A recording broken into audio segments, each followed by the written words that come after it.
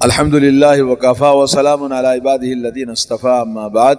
آج کل جو ایک سوال لوگوں میں کھڑا ہوتا ہے کہ سینیٹائزر استعمال کر کے مسجدوں میں آنا، کچھ لوگوں نے کہا کہ منع ہے، استعمال کرنا غلط ہے، ناپاک ہے، مسجد میں آنے سے وضو ٹوٹ جاتا ہے، فلاں چیزیں جو کہی جاتی ہیں۔ اسی طرح سے سینیٹائزر کے اندر کیونکہ الکوہل کا مکس ہوتا ہے اور یہ اسپرے خوشبو کے لیے لگاتے ہیں، اس کے اندر بھی الکوہل ہوتا ہے۔ اسی طرح سے میڈیکل لائن فیلڈ میں بہت ساری چیزوں میں الکوہل استعمال ہوتا ہے، جیسے زخموں کو صاف کرنے کے لیے آپریشن تھیٹر میں استعمال کرتے ہیں، یا ایک ڈرگس میں، دواؤں میں بھی استعمال کرتے ہیں۔ تو یہ تمام چیزیں کیا ناپاک ہیں؟ تو پہلے ہمیں یہ سمجھنے کی ضرورت ہے کہ الکوہل جو کہ شراب ہے، جس کے پینے سے نشہ آتا ہے، تو اس کو یہ سمجھنے کی ضرورت ہے۔ پہلی بات، اللہ تعالیٰ نے قرآن کریم میں فرمایا انما الخمر والمیسر والانصاب والازلام رجس من عمل الشیطان فاجتنبوہ لعلکم تفلحون، کہ شراب اور جوا اور پانسے ڈالنا اور بدفعلی لینا، یہ سب کا سب کیا ہے؟ رجس ہے، ناپاک ہے، گندا ہے، شیطانی عمل ہے، اور اس سے تم باز آؤ تاکہ تم کامیاب ہو جاؤ۔ یہ شیطانی عمل ہے، یعنی رجس کے معنی ناپاکی۔ تو ناپاکی ایک حصی ہوتی ہے، ایک معنوی ہوتی ہے۔ حصی کے معنی جو محسوس کرتے ہیں کہ لگنے سے وہ ناپاک ہو جاتا ہے، اور ایک معنوی ہوتی ہے۔ معنوی کا معنی ہے کہ اگر اس کا استعمال کیا، جیسے شراب ہے، شراب کے پینے سے، شراب جسم میں جانے سے نشہ کرتی ہے، لیکن شراب فی نفسی ہی وہ چیز کیا نجس اور ناپاک ہے؟ اس کا استعمال پینا حرام ہے، اس کا پینا ناپاک ہے اور وہ حرام ہے۔ لیکن شراب جو رکھی ہوئی ہے، اس کے اندر جو شراب ہے وہ شراب ناپاک ہے۔ تو اس سلسلے میں یہ شراب حصی ناپاکی نہیں ہے، بلکہ معنوی ناپاکی ہے۔ جیسے اللہ نے فرمایا انما المشرکون نجس فلا يقربوا المسجد الحرام بعد عامهم هذا، مشرک نجس ہے۔ مشرک کو اللہ نے نجس ناپاک کہا۔ تو نجس ناپاک کا مطلب یہ ہے کہ مشرک کا بدن ناپاک نہیں ہے، اس سے ہاتھ ملانا، اس کے ساتھ مل کے بیٹھ کے کھانا، اس کے ساتھ چلنا پھرنا، میل ملاپ کرنا، یہ نجس نہیں ہے۔ اس کا عقیدہ یعنی معنوی نجاست ہے، ظاہری نجاست نہیں ہے، باطنی نجاست ہے۔ اس کا عقیدہ اور اس کا ایمان نجس ہے۔ تو اسی طرح سے شراب پینا اور پینے کے بعد جو نشہ ہوتا ہے وہ چیز حرام ہے۔ باقی شراب جو چیز ہے پانی کی طرح، الکوہل جسے کہتے ہیں، وہ ناپاک نہیں ہے۔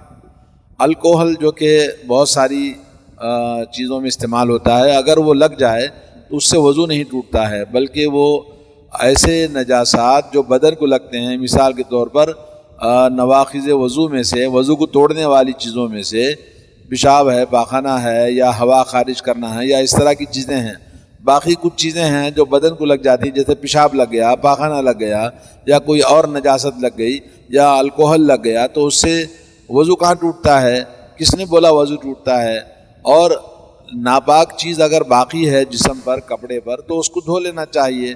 تو اس سے یہ اسی طرح سے جو شراب ہے یا ایک الکوہل ہے، یہ نجاست حسیہ ہے یا نجاست معنویہ باطنی ہے، کیونکہ پیشاب نظر آتا ہے، پاخانہ نظر آتا ہے، اور انسان کو اگر پیشاب پاخانہ لگ جائے تو اس کو دھو لینا چاہیے۔ باقی جو شراب ہے، کچھ لوگوں نے اس کو ظاہری طور پر بھی اس کو نجس کہا ہے، ناپاک کہا ہے، یعنی حسی نجاست کہا ہے، لیکن صحیح بات یہ ہے کہ شراب جو ذات ہے، شراب کی جو چیز ہے، وہ ناپاک نہیں ہے، حسی نجاست نہیں ہے۔ اس کی دلیل کیا ہے کہ اللہ کے نبی صلی اللہ علیہ وسلم نے شراب کو حرام قرار دیا ہے۔ تو شراب پینا حرام ہے، شراب پی کر نشہ کرنا حرام ہے، لیکن شراب بذات خود وہ حرام ہے نہیں ہے۔ جیسے زہر ہے، زہر پینا حرام ہے، زہر کے پینے کے بعد جو نقصان ہوتا ہے وہ حرام ہے، لیکن زہر رکھا ہوا ہے تو زہر کیا وہ حرام چیز ہے؟ نہیں ہے۔ ناپاک ہے وہ؟ جی وہ ناپاک نہیں ہے۔ اسی طرح سے جیسے تمباکو ہے اور سگریٹ پینا ہے، سگریٹ کا پینا، تمباکو کا کھانا حرام ہے، تو کیا وہ فی نفسی حرام ہے؟ وہ تو ایک پودا ہے، ایک پودے کا پتا ہے، تو وہ حرام نہیں ہے۔ تو اسی طرح سے کوئی چیز اس کے استعمال کرنے کو حرام کی حرمت کا شریعت حکم کرتی ہے تو بذات خود وہ چیز حرام نہیں ہوتی ہے۔ تو اس طرح ہمیں اس بات کو سمجھنا ہے کہ شراب بذات خود حرام نہیں ہے، اس کا پینا حرام ہے۔ اس کے حرام نہ ہونے کی پہلی دلیل یہ ہے کہ شراب جو کہ پانی کی شکل میں جو چیز ہوتی ہے جس کو پیتے ہیں، وہ حرام ہونے کی دلیل نہیں کہ وہ حرام ہے۔ پینا حرام ہے لیکن شراب حرام نہیں ہے۔ اور اس میں کوئی بھی چیز شریعت کے اندر اصل طہارت اس کو مانا جاتا ہے، یعنی طاہر پاکیزہ چیز مانی جاتی ہے کوئی بھی چیز اصل میں، جب تک کہ اس کے اندر ناپاک ہونے کی دلیل پائی جائے۔ جیسے شراب ہے، بعض جیسے بدبودار بہت ہی گندی ہوتی ہے تو اس کی گندگی کی وجہ سے وہ نجس مانی جائے گی۔ اور دوسری بات یہ ہے کہ شراب دلیل اس کے اوپر کوئی دلیل نہیں ہے کہ وہ شراب پینا حرام ہے لیکن شراب پاک ہے۔ کیوں؟ اس لیے کہ جب حرام کر دی گئی شراب تو مدینے میں لوگوں نے کیا کر دیا؟ شراب کو بہا دیا، گلیوں میں سڑکوں میں شراب کو بہایا۔ تو وہ شراب کو بہا دیا اس لیے کہ اس کا پینا حرام ہے، لیکن یہ نہیں نبی علیہ الصلوۃ والسلام نے حکم دیا کہ ان برتنوں کو دھویا جائے۔ جیسے کتا اگر کسی برتن میں منہ ڈالے تو نبی علیہ الصلوۃ والسلام نے کہا کہ ان برتنوں کو دھونا، اور آپ نے ان برتنوں کو دھونے کا حکم نہیں دیا۔ اور اسی طرح سے نبی علیہ الصلوۃ والسلام نے گدھے کا گوشت جس برتن میں پکایا، بولے گدھا جب حرام ہو گیا تو اس کے برتن کو دھونے کا بھی حکم دیا جس میں وہ پکایا تھا۔ تو اس طرح سے ایک اور آدمی اللہ کے نبی صلی اللہ علیہ وسلم کی خدمت میں ایک بار ایک چھوٹا سا مٹکا لایا اور اس نے آپ کی خدمت میں پیش کیا، پوچھا یہ کیا ہے؟ تو بولے یہ حرام ہے، یہ شراب ہے۔ تو اللہ کے نبی نے کہا یہ شراب تو حرام ہو گئی ہے، تم کیسے دیتے ہو؟ تو نبی علیہ الصلوۃ والسلام نے جب اس کو بتایا کہ یہ حرام ہے تو پھر اس نے کسی سے بات کیا، تو اللہ کے نبی نے پوچھا کیا بات کر رہے ہو؟ تو اس نے کہا کہ اس کو بیچ دیں۔ تو نبی علیہ الصلوۃ والسلام نے فرمایا ان اللہ اذا حرم شیئا حرم ثمنہ، جب اللہ تعالیٰ کسی چیز کو حرام کر دیتا ہے تو اس کا بیچنا خریدنا اس کی قیمت بھی حرام ہو جاتی ہے۔ تو پھر اس آدمی نے اس بوتل کو کھولا اور نبی علیہ الصلوۃ والسلام کے سامنے پھینک دیا۔ نبی علیہ الصلوۃ والسلام نے اس برتن کو بھی اچھی طرح دھونے کا حکم نہیں دیا۔ اگر شراب جو بوتل میں تھی اگر وہ حرام ہوتی تو اس برتن کو بھی آپ دھونے کا حکم دیتے۔ تو معلوم یہ ہوا کہ شراب فی نفسی ہی، وہ پانی جو ہوتا ہے پینے کا شراب کا، وہ نجس نہیں ہے بلکہ نجاست حسی ہے، یعنی باطنی نجاست ہے۔ اور اسی طرح سے الکوہل جتنے بھی ہیں وہ سب نجاست باطنی ہے، نجاست حسی نہیں ہے، یعنی محسوس کی جانے والی نجاستیں نہیں ہیں۔ تو جب کپڑے کو لگ جائے یا بدن پہ لگ جائے تو اس کا دھونا ضروری نہیں ہے، بلکہ اگر وہ الکوہل کا مادہ اگر ہاتھ کو لگا، جیسے سینیٹائزر ہے، اگر اس کو ہاتھ کو لگا کے نماز پڑھتا ہے تو اس میں کوئی حرج نہیں ہے۔ اور دوسری بات یہ ہے کہ اس کی جو کوانٹیٹی ہے الکوہل کی وہ تھوڑی مقدار میں ہوتی ہے، اور الکوہل کی خصوصیت یہ ہے الکوہل جو استعمال ہوتا ہے وہ ہوا میں اڑنے والا ہوتا ہے، سینیٹائزر کے اندر ہو یا یہ کہ اسپرے جو لگایا جاتا ہے۔ علماء اکرام نے کہا کہ الکوہل کی جو تاثیر ہے وہ استعمال کرنے کے بعد میں وہ ہوا میں اڑ جاتا ہے، وہ باقی نہیں رہتا ہے۔ تو اس لیے الکوہل کو اگر تھوڑی سی مقدار میں جو دواؤں کے اندر یا کہ زخموں کو صاف کرنے کے لیے یا یہ کہ کسی بھی چیز کے لیے جو استعمال کیا جاتا ہے تو وہ اصل میں باقی نہیں رہتا ہے، وہ ہوا میں اڑ جاتا ہے۔ وقتی طور پر اس کو استعمال کرنا، کیونکہ فی نفسی بذات خود وہ چیز حرام نہیں ہے، اس کا پینا حرام ہے۔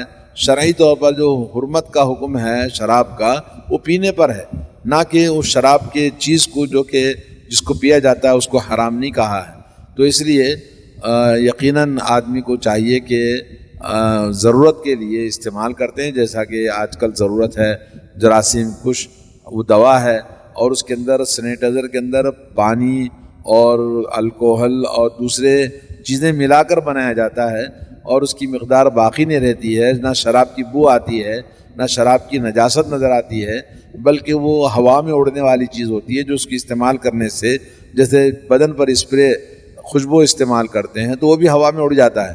تو علماء کرام نے کہا کہ یہ چیز استعمال کرنے سے کوئی حرج نہیں ہے، استعمال کر سکتے ہیں، استعمال کر کے نماز پڑھ سکتے ہیں، اور بدن پہ بھی لگے جیسے اسپرے وغیرہ مارتے ہیں تو اس سے بھی کوئی نماز میں فرق نہیں پڑتا، وضو میں فرق نہیں پڑتا ہے، کیونکہ وہ پاک ہے، ناپاک چیز نہیں ہے۔ البتہ جو ناپاک ہے وہ پینا ہے، اور خالص شراب جیسے بدبودار چیز ہوتی ہے جس کو لوگ منہ بنا کے پیتے ہیں وہ ناپاک ہے۔